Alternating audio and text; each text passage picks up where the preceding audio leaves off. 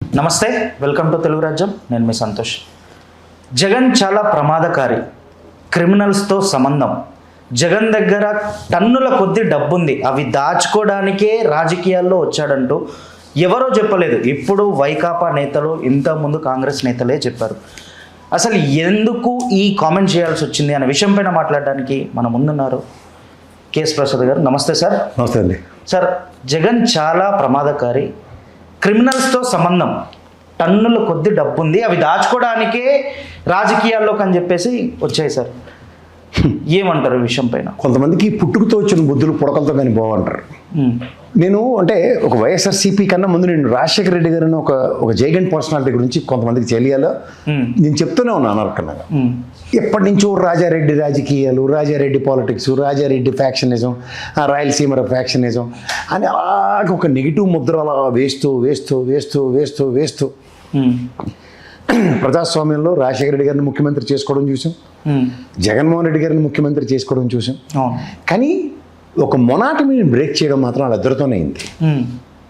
దురదృష్టవశాత్తు భగవంతుడి దగ్గరికి సన్నిధానంలోకి వెళ్ళిపోయిన రాజశేఖర రెడ్డి గారు 5.5 సంవత్సరాల సుపరిపాలన అని చెప్పాలి. అంటే జనరంజక పాలన, ప్రజలకి ఏం కావాలో ఒక నాయకుడిగా, అధినాయకుడిగా ముఖ్యమంత్రి స్థానంలో కూర్చున్నప్పుడు ఏం చేయాలన్న దాని మీద చేసి చూపించిన అనితర సాధ్యుడే.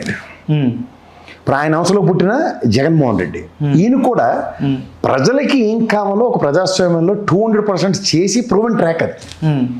ఇప్పుడు ఆయన రాజశేఖర రెడ్డి గారు చేసింది ఏదైతే ఉందో, ఆరోగ్యశ్రీ కానీ, ఫీజు రియంబర్స్మెంట్ కానీ, లేదంటే ఉచిత కరెంట్ కానీ, it's a proven track. Decades together నడుస్తుంది అది. ఇదే జగన్మోహన్ రెడ్డి నవరత్నాల పథకాలకి బటన్ నొక్కడమే, తొక్క తోటకూర అవమానాలు చేసుకుంటూ వీళ్ళు కాలక్షేపం చేసుకుంటూ వచ్చి వీళ్ళతో చేతులు ఎత్తేసారు. దగ్గర 2 సంవత్సరాలు అవుతుంది. చేతులు ఎత్తేసి వీళ్ళ నిస్సహాయ స్థితి, చేతకాని ససవతనం ప్రజలకి తెలిసిపోయింది. దీన్ని కవర్ చేయడానికి ఏం చేస్తున్నారు? ఇప్పుడు చిన్నప్పుడు మనకి ర్యాగింగ్ ఉంటుంది చూడండి కాలేజీల్లో. అవును, ఆడికి ముక్కు చీవడనో, లేదంటే పిల్లిగల్లడనో, లేకపోతే గడ్డవడనో, ఏదో అలా పనికిమాలిన మాటలే తప్ప పనికొచ్చినవి ఏమైనా ఉంటాయా? ఎందుకు? వాడు ఒరిజినల్ ఎఫిషియన్సీ మీద మాట్లాడతాడు, ఎంత బాగా చదువుతాడో, లేకపోతే వాడి మార్కులు ఎన్ని వచ్చాయో, వాడి ర్యాంక్ ఎంత ఉంటాయి అన్నవి మాటలు చర్చిస్తే కాలేజీల్లో వాడు వేరే విధంగా హైలైట్ అయ్యి ఉన్నవాడిని డిమోరలైజ్ చేయాలి. ఇది కాన్సెప్ట్. అంచేతే వాళ్ళ విజయనగరం ఎంపీ గారు ప్రాణాలకు తెగించి అమ్మ పుట్టిన మేనమాకు ఎరుక అన్నట్టు బొత్స సత్యనారాయణ గారు, ధర్మాన ప్రసాద్, వీళ్ళిద్దరు గురించి కన్నా బొత్స సత్యనారాయణ గారి గురించి విషయం నేను డాంకాపాలస్గా చెప్తాను. ఇంకా నాకు చిన్నప్పటి నుంచి ఆయనతో విపరీతమైన సాన్నిహిత్యం ఉంది, నాకు ఆ కుటుంబంతో ముఖ్యంగా. నేను ఒక విషయం చెప్తాను, బొత్స సత్యనారాయణ గారు ఏ పార్టీలో ఉంటే ఆ పార్టీకి 100% కమిట్మెంట్తో పనిచేస్తుంటాడు, మనస వాచ కర్మ. ఆ రోజు కాంగ్రెస్ పార్టీలో ఉన్నాడు, కాంగ్రెస్ పార్టీని కాదని భూస్థాపితం అయిపోతున్న కాంగ్రెస్కి ఆ రోజు ఆయన ఎన్నో పరిస్థితుల్లో మాట్లాడింది మాట.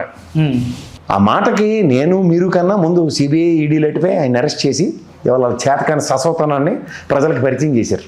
10 ఏళ్ళ పైసలకైనా దిక్కు దివానం లేదైనా ఆయన ఏది డిశ్చార్జ్ పిటిషన్ వేస్తే ఇది డిశ్చార్జ్ పిటిషన్ డిస్మిస్ చేసి దమ్ము ధైర్యం లేకుండా సస్తున్నారు కోర్టుల్లోనూ. ఇది ఆయన ఒరిజినాలిటీగా. That is Jaganmohan Reddy. దీన్ని ఏం చేయాలా? ఇది వీళ్ళతో కావట్లేదు, కానప్పుడు ఏం చేయాలి? మళ్ళీ వ్యక్తిత్వ హననం. ఆయన చుట్టూ ఉన్న పెద్ద పిల్లర్ల లాంటి నాయకుల్ని, ఉదాహరణ బొత్స సత్యనారాయణ గారిని ఎలాగైనా డిమోరల్ చేయాలి. నువ్వు బాగానే జగన్మోహన్ రెడ్డి గారు బొత్స సత్యనారాయణ గారిని ఎంటర్టైన్ చేస్తున్నారు, కానీ అల్లప్పుడు నీకు ముక్కు చీముడు కారింది, అల్లప్పుడు నీకు పెన్సిల్ లాక్కున్నాడు అని పితూరులు చెప్పి పనికిమాల ఎవరు తయారయ్యారు. ఇప్పుడు అవన్నీ ఆయన తెలియక జగన్మోహన్ రెడ్డి గారు బొత్స సత్యనారాయణ గారిని పార్టీలో జాయిన్ చేసుకున్నారా, లేకపోతే అవన్నీ ఆయనకి తెలియక నా తండ్రి సమానాన్ని మొన్న 2024 ఎలక్షన్లో కళ్ళలో నీళ్లు పెట్టుకునేలా మాట్లాడాడు. మొన్న బొత్స సత్యనారాయణ గారు ప్రతి విషయానికి ఎమోషనల్ అవుతున్నాడు. ఆయన వయసు రీత్యా పెద్దోడయ్యాడు, ఆయన ఆరోగ్యాన్ని కూడా లెక్క చేయకుండా పార్టీకి 200% కమిట్మెంట్తో పనిచేస్తాడు. ఇది అక్కడ ఆ రేడియస్లో మొత్తం ఉత్తరాంధ్ర అంతా కుబేరైపోతుంది.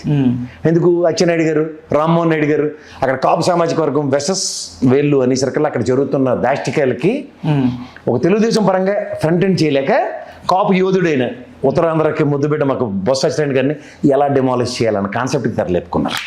దీనివల్ల ఏమవుతుంది? నేను ఎప్పుడు పెద్ద గీత చిన్న గీత ఫార్ములా చెప్తాను. అంటే శ్రీకాకుళం వేదికగా చేస్తున్న పనులకి ఒక పక్క ధర్మాన ప్రసాద్ గారిని, నేను బొత్స సత్యనారాయణ గారిని సీన్లోకి తీసుకొచ్చి అక్కడ అచ్చెన్నాయుడు గారు, రామ్మోహన్ నాయుడు గారు చేస్తున్నవన్నింటినీ సబ్మిస్ చేసేయాలి. ఇప్పుడు డిబేటబుల్ టాపిక్స్ ఎక్కడ వీళ్ళు తప్పేలా ఛానల్ రెడీగా ఉంటాయి కదా, పొన్ననాడు బూరెట్టవా మనసునాడు గారెట్టవా అనే సబ్జెక్టుల మీద వీళ్ళు సిద్ధహస్తులు. సో ఇక్కడ హైలైట్ అంతా ఒక సెన్సిటివిటీని స్ట్రైవ్ చేస్తున్న బొత్స సత్యనారాయణ గారి చుట్టూ రాజకీయ చర్చ వేదికలు తయారవుతాయి. కానీ బొత్స సత్యనారాయణ గారి నాయకత్వం తన కుటుంబంతో పాటు ఎంతమందికి ఇవాళ లీడర్షిప్ క్వాలిటీస్ని ఎంతమందికి ఎమర్జ్ చేశాడో, ఎవడైనా నాతో డిబేట్కి వస్తానంటే ఎనీ టైమ్ ఎనీవేర్ నేను సిద్ధంగా ఉన్నా. ఎందుకున్నా, ఒక మనిషి యొక్క పోరాట పటిమకి తనతో పాటు 10 మంది అనుకునే సిద్ధాంతానికి కట్టుబడిన వాడు అంటే బొత్స సత్యనారాయణ. నేను ఒక్కడే పోతానని కాదు, తనతో పాటు 10 మంది.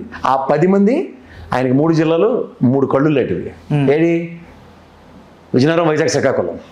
ఈ 3 జిల్లాల్లో తన సమన్వయంతో ముందుకు తీసుకెళ్తూ ఆయనతో కాంటెంపరీ లీడర్స్గా ఉన్న ధర్మాన ప్రసాద్ గారిని కానీ, లేకపోతే ఇక్కడ ధర్మశ్రీ గారిని కానీ, లేకపోతే గురునాథ్ గారిని కానీ, ఎవరిని అమర్నాథ్ గారి అబ్బాయిని కానీ, ఇలాంటి వాళ్ళందరితో సమన్వయపరుచుకుంటూ ముందుకెళ్ళడం వాళ్ళకి డైజెస్ట్ కావట్లేదు.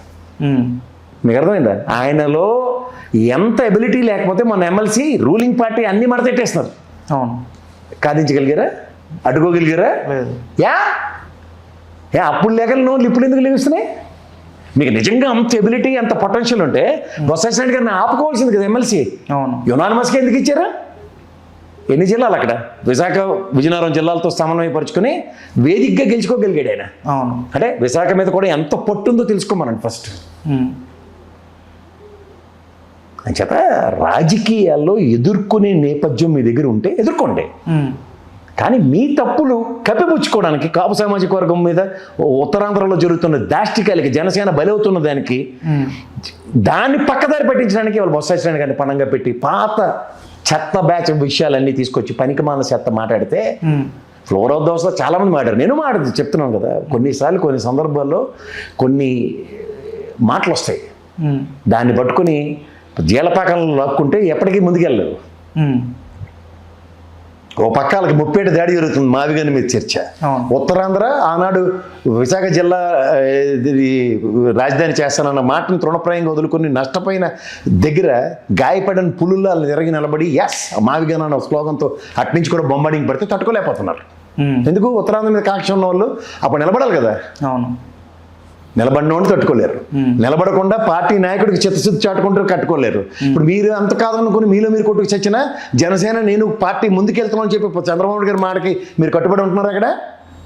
అక్కడ వివక్ష చూపిస్తుంది మీరే కదా. దీన్ని ఈయన మీద బలంగా పెట్టాలా. బొత్స సత్యనారాయణ గారిని హ్యూమిలేట్ చేస్తే తగ్గిపోతుంది. మీరే జగన్మోహన్ రెడ్డి గారిని వదలలేదు, బొత్స సత్యనారాయణ గారిని వదులుతారని మేము అనుకోవట్లేదు. కానీ బొత్స సత్యనారాయణ గారిలో ఉన్న గొప్పతనం ఏంటంటే ఆ నియోజకవర్గాల మీద అనితమైన పట్టు ఉంది ఆయనకి.